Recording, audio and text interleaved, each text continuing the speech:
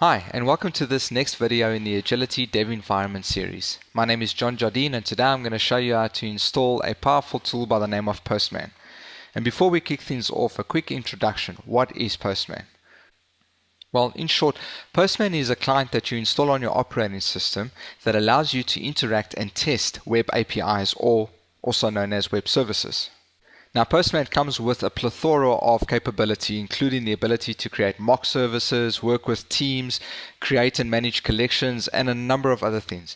But the truth is, most of the time, you'll be using Postman for its very simple user interface and the ability just to run web services and manage and measure the responses thereof. So let's get Postman installed, shall we?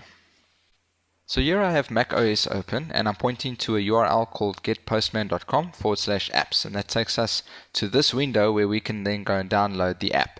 And in this case, we're going to download Postman for Mac. Now, I've already done this on my side, so you can see that Postman's already been downloaded. And all I'm going to do is I'm going to drag this to the applications folder.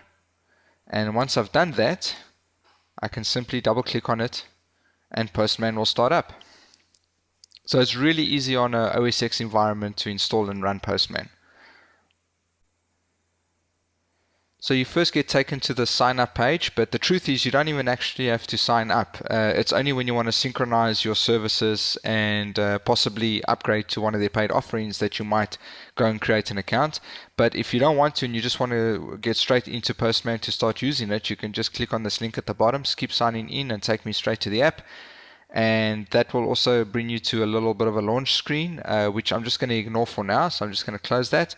But here we are. This is the user interface for Postman, and this is pretty much where you'll be playing 90% of the time. So let's just try one or two things over here. Let's see. Let's go API demo. I'll try one of Agility services .io.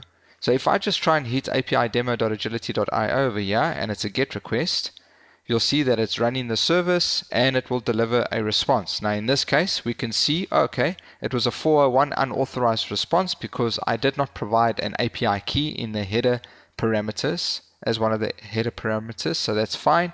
But we can also see more or less how long it took and so on and so forth. If I just went to something a little easier, like just agility.io, which is just a normal website, it's a static website. At the end of the day, any website is a GET request.